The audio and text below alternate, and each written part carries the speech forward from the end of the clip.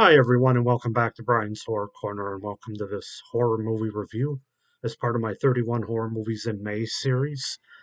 So today we're going to take a look at another horror anthology. This is actually one that I've owned for quite a while, and I'm just watching it for the first time now for this review.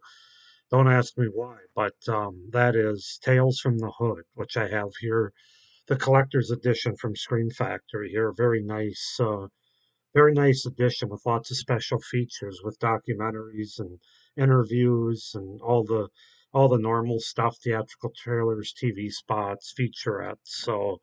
So yeah, I really like this cover. So Tales from the Hood from 1995. That's the film we're going to take a look at today. So let's just go ahead and get into it. As I mentioned, I hadn't seen this film before, although I have a feeling I probably saw it on TV like 20 years ago, because parts of it kind of seemed familiar to me. But as far as watching it all the way through, this is the first time. So let's just go ahead and get into it with to set up the premise and the cast. I'll just kind of go through each story within the anthology and then give you the cast as well with the synopsis of each story. So, starting out, Tales from the Hood's a 1995 American horror comedy anthology film directed by Rusty Cundiff and executive produced by Spike Lee. The film presents four short urban themed horror stories based on problem concepts that affect the African American community in the order of police corruption, domestic abuse, racism, and gang violence, all presented within a frame story of three drug dealers buying some found drugs from an eccentric and story-prone funeral director. So that's the gist of what this movie's all about. Um, so yeah, so the wraparound story is entitled "Welcome to My Mortuary," the prologue. So basically, in South Central Los Angeles, a trio of drug dealers, Stack, Ball, and Bulldog, arrive at Sims' funeral home to purchase some drugs from Mr. Sims, the mortuary's its eccentric owner.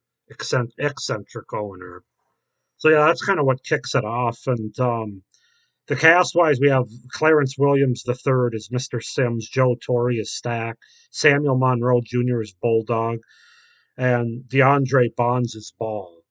So that's the cast for like the wraparound segment. So I really like the wraparound segment. It's interesting because the funeral director basically introduces all the stories by looking in a different casket and talking about, oh, this person, and then it kind of gets into the story about how they came to be there and stuff. It's just a very anthology stylized wraparound story that I really enjoy, and I thought that it was really unique and interesting. So the first story that we get into is entitled "Rogue Cop Revelation," and this is basically you have a group of corrupt cops basically that get wind of a like a black activist leader who's trying to rid this community of the corruption that the cops have in the community, and these guys really pull him over for no reason and basically rough him up, and they end up killing him basically. And yeah, the story kind of goes on from there. One of the cops is a black fellow himself, and when he learns who the guy is, he drops out of the force, becomes depressed after what happens. He drinks and stuff, and then the movie goes from there. The next story, I don't want to get too in depth with these because I'm still trying to keep this spoiler free, even though it's harder to do with horror anthologies. Boys do get bruised. That's the second story, the short story. Yeah, this is a really good one. This has to do with child abuse, domestic abuse, basically. Oh, I didn't give you the cast for Rogue Cop Revelation. We have Tom Wright as Martin Ezekiel Morehouse, Anthony Griffith as Officer Clarence Smith, Wings Hauser as Officer Strom Richmond, Michael Massey as Officer Newton Hauser, and Dwayne Whittaker as Officer Billy Crumfield. So that was the cast for that one. Boys Do Get Bruised is basically about a young boy who moves to a new area, starts at a new school, and he gets bullied by some of the kids. But what we ultimately come to find out is he's talks about having a monster at home, that he has bruises on his arm and stuff. And a well-to-do teacher kind of takes up his cause, so to speak, and asks him questions about where he got these bruises from, and he tells him there's a monster in his at his house, and it's a really cool concept and idea that goes from there. And like I said, I don't want to give too much away, but definitely has some horror aspects to it, some supernatural elements. All of these stories basically have supernatural horror elements that are twisted into them, including the wraparound to a certain extent, but definitely the short stories. So the cast for that story, Boys Do Get Bruises, Brandon Hammond is Walter Johnson. Rusty Cundiff, the director himself, plays Richard Garvey, who's the well-to-do teacher, basically, who's trying to find out what's going on with this young boy. Jai Parker is Sissy Johnson, and David Allen Greer is Carl. Um, so yeah, that's that one. Then the next short story, the third one, is KKK Comeuppance. And this is a story about white supremacy and racism. Um, so basically, you have like a guy. I think he's running for governor, and he's staying in this old house that was like a slave owner house, basically. And there, people are protesting that he's living there, talking about.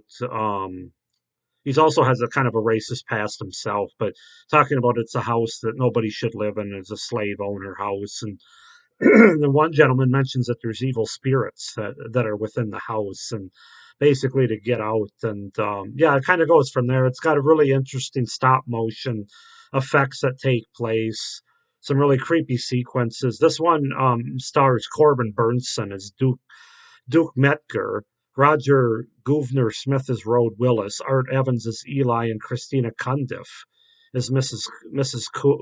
Cobbs. I believe it's how it's pronounced. Christina Cundiff's actually that was the mother of Rusty Cundiff, the director of this movie. So she's in this short. So yeah, that's kind of what that one's about. And then the fourth and final short story is called A Hardcore Convert. Um, and this one's basically about like a gang member,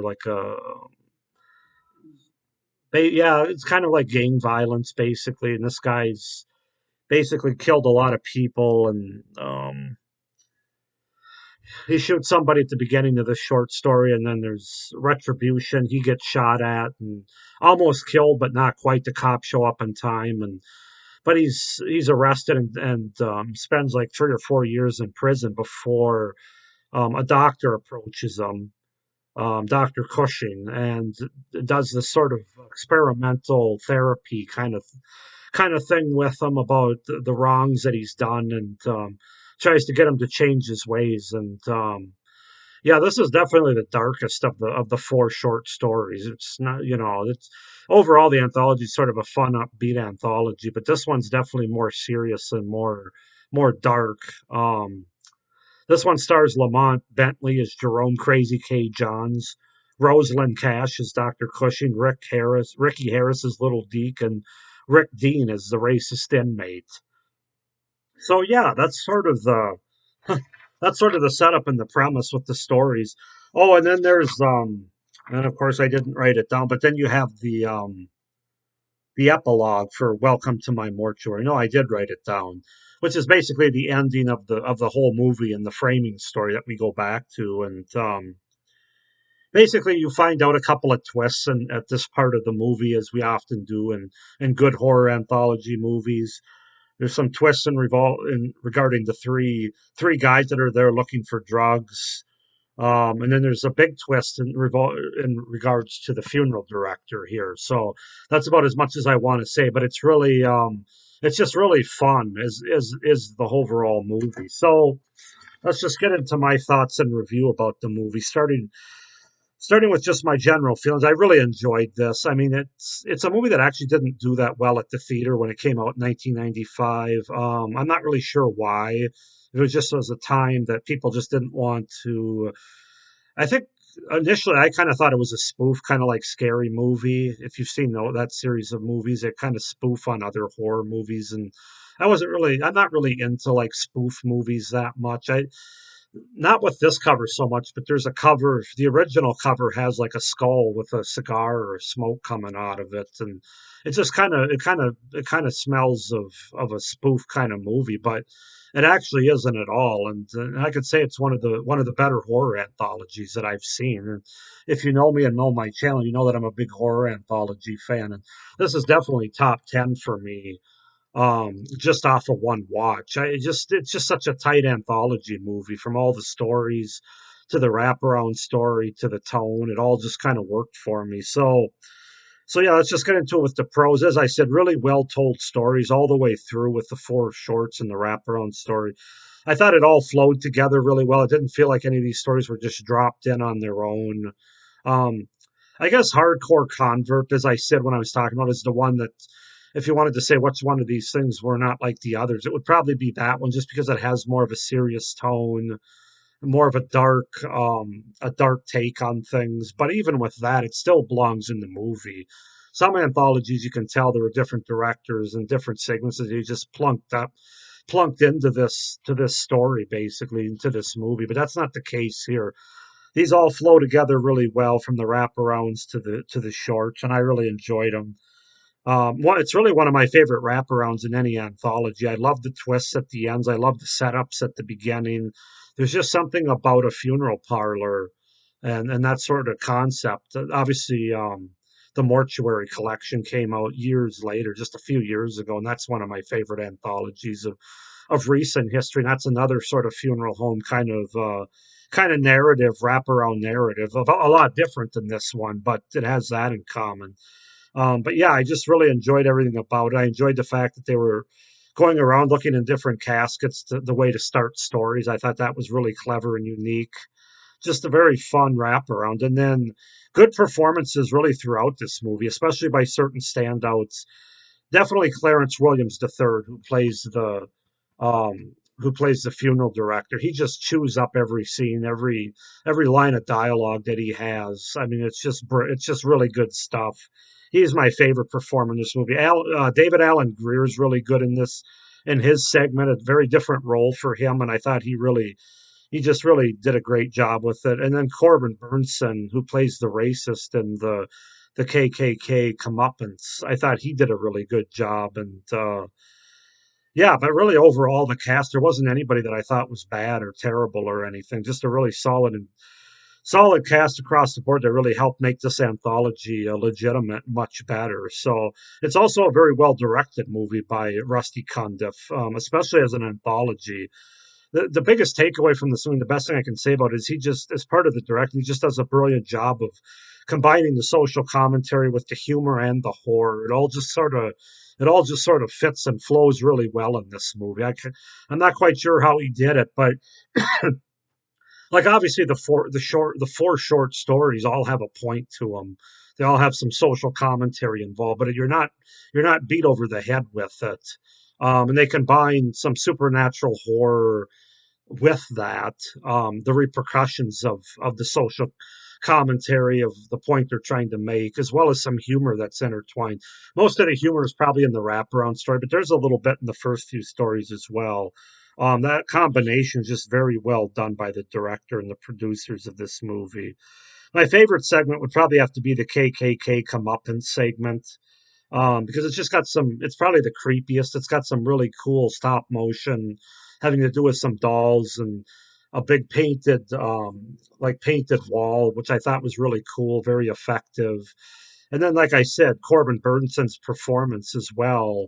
That one just, I don't know, it just stood out to me the most. And then I would probably have to say Hardcore Convent after that, or Hardcore Convert, sorry. Even though it was a very dark one, but much more of a serious tone, but I thought that it was pretty effective. Um, then I'd probably say the Rogue Cop Revelation would be next. I really enjoyed that one. I had some great makeup effects in it, some great horror elements there, zombie elements, and then finally, Boys Do Get Bruised.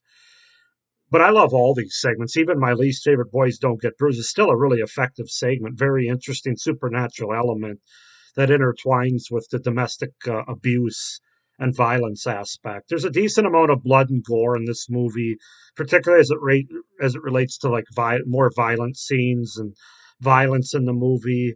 Um, it has some really creepy parts though that are really well that they do a really good job with and are effective, especially as it relates to the dolls, and the KKK comeuppance, the zombie in the first one, the Rogue Cop revelation, good makeup effects, as I said.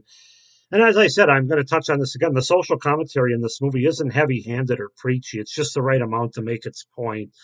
And they really don't just pick on one particular group either, if you will. It's kind of kind of have a nice overview of everything going on at this time and still going on now. All these stories are still really relevant from the cop one to the domestic abuse one to the gang violence to what's one am I forgetting? Oh, the racism and especially racism in government. Unfortunately, all those things are still relevant today. But the movie definitely has a place watching it today in 2022 as much as it did in 1995. So those are all my pros. Really enjoyed this movie. Couple cons that I have. Some of the effects, well, mostly practical, haven't aged that well, and they look a bit cheap. I get the feeling that they ran out of money at some point towards the end of this movie because, like, the first three short stories and the wraparound looks pretty good up until the last short story in the end. Now, the last short story, they did some effects things that a lot of flashing lights and things, and it has a reason for it. They don't just do it to do it. It has a reason for that to serve that story. But that went on a little bit long, and there wasn't you really couldn't see there wasn't great cinematography in that one. But I wonder if they didn't run out of money. Then also at the very end, when you get the twist of the wraparound story, there's some pretty cheap looking effects there, even though there's a transformation that I think looks good. But after that, having to do with fire, there's something that happens with fire that really doesn't. You can just tell it was cheaply done. It doesn't really hold up. There was one plot point in the first short story with Rogue Cop that I didn't understand why Officer Richmond, who was played by Wings Hauser, and is sort of the biggest antagonist in that whole story. But basically, why he wasn't the one that kind of got his comeuppance at the end. He was being the main antagonist. He wasn't the one that got muralized at the end. They had this big mural up, and there's a really cool effect that they do with some syringes coming, and one of the faces basically melts into the. It's just really cool. If you've seen the movie, you know what I'm talking about. But basically, that cop becomes part of the mural. But they didn't do it to Officer Richmond, who is the one I really wanted to see get his ultimate comeuppance. I mean, they all deserve to get their comeuppance, but yeah, that just didn't make a lot of sense because he was really the one to set up the racism and the abuse of the cops in that one, and he didn't make it till the end for that part. But those are very small nitpicks. Otherwise, this is a fantastic anthology movie. So relevant, as I said, relevant then, relevant now. Um, I'm not really sure why it didn't do well initially, but it's definitely got a cult following now, and it's one of one of the best anthologies of the last 30 years out there for sure. I love this Scream Factory edition. So I'm going to give this movie a 9 out of 10. I really enjoyed Tales from the Hood. I heard great things about it before I watched it, and I wasn't let down in the least. In fact, I would say I enjoyed it even more than I thought I would, from the humor to the horror to the social commentary, and just all the performances and most of the effects as well. So 9 out of 10. Go ahead and comment down below, guys, if you've seen Tales from the Hood from 1995, what you thought of it, pros and cons. Please like this video and hit the little notification bell down below so you don't miss any of my upcoming videos for the rest of this series. And please make sure to hit the subscribe button down below so you don't miss any of my great horror content that I have coming up the rest of this year. So thank you for watching this review. Have a great day. Stay scared. Bye.